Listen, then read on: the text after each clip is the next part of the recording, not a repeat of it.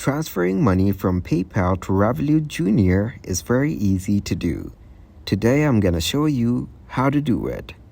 To transfer money from PayPal to Revolut Junior, link your PayPal account. Now, log in to your PayPal account. Then navigate to the Wallet section.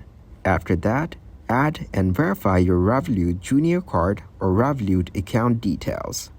This may involve confirming small amounts deposited into your Revolut account or entering a verification code. Also, you can withdraw to a linked bank account. Once your PayPal account is linked to your Revolut Junior, you might need to withdraw funds from your PayPal account to the linked bank account, which is Revolut. Now, go to the Wallet section on PayPal and click on Withdraw Funds to your bank account. Then, select the linked Revolut account or card. Check transfer limits and fees. Also, be aware of any transfer limits or fees associated with withdrawing funds from PayPal.